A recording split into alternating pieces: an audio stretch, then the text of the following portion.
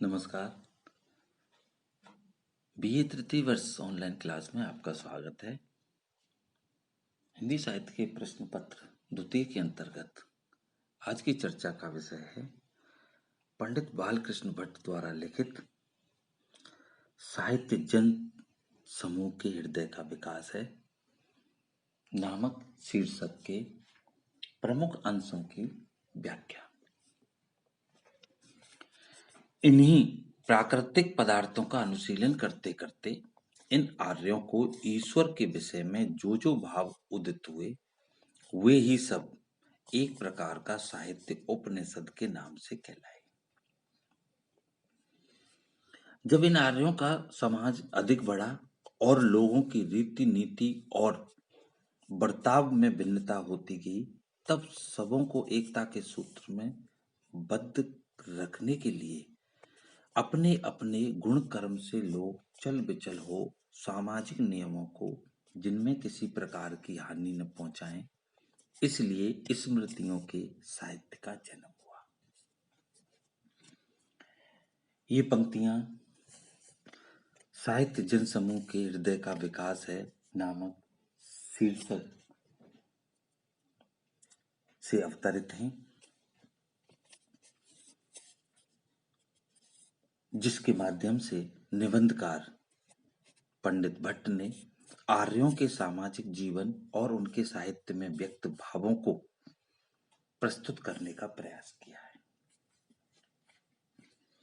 वैदिक साहित्य के परवर्ती सामाजिक जीवन के विकास क्रम को स्पष्ट करता हुआ निबंधकार पंडित बालकृष्ण भट्ट कहते हैं कि जब आर्य लोग निरंतर प्राकृतिक पदार्थों का अनुशीलन करते रहे तो उन्हें विभिन्न पदार्थों में ईश्वरीय सत्ता का अलग अलग रूप से आभास होने लगा,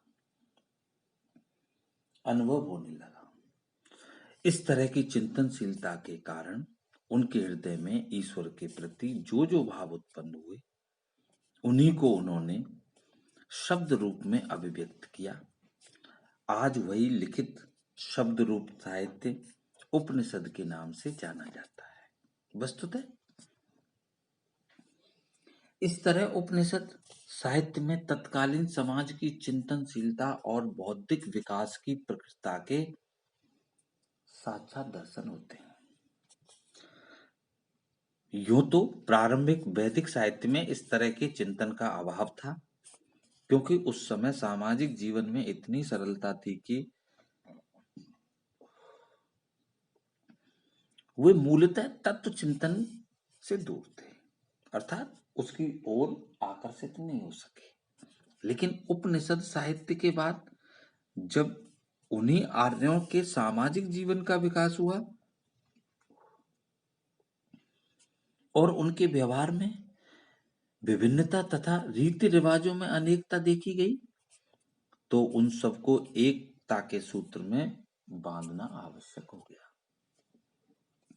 इतना ही नहीं, उस समय ऋषि मुनियों ने सामाजिक जीवन को अपने अपने गुण कर्म में बांधने के लिए वर्ण और जाति के आचार व्यवहार इत्यादि को लेकर अनेक नियमों को अच्छी तरह से प्रस्तुत किया और उसके लिए जिन ग्रंथों की रचना की उन्हें स्मृति साहित्य के नाम से हिंदी साहित्य में मान्यता मिली।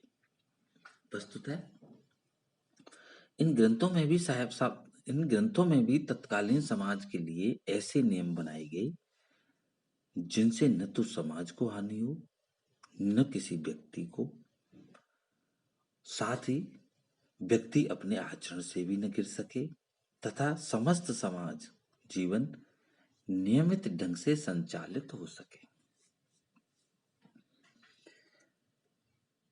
निबंधकार का मानना है कि उपनिषद साहित्य में सामाजिक जीवन का बौद्धिक विकास अत्यधिक प्रखर हो गया था, परंतु स्मृति काल में समाज में अनेकता आ गई और विभिन्न प्रकार की रीति नीतियों, आचार व्यवहार और परंपरागत समाज को कमजोर करने लगी थी, जिन्हें नियंत्रित करने के लिए स्मृति ग्रंथों की रचना करना आवश्यक हो गया था।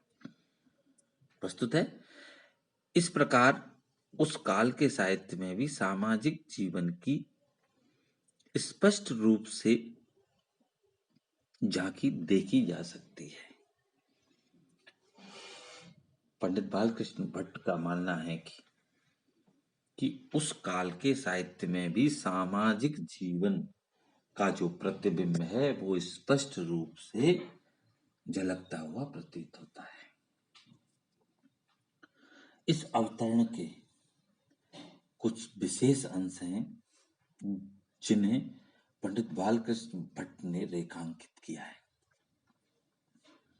नंबर 1, निबंधकार ने यहाँ यह भी स्पष्ट करने की कोशिश की है कि ज्यों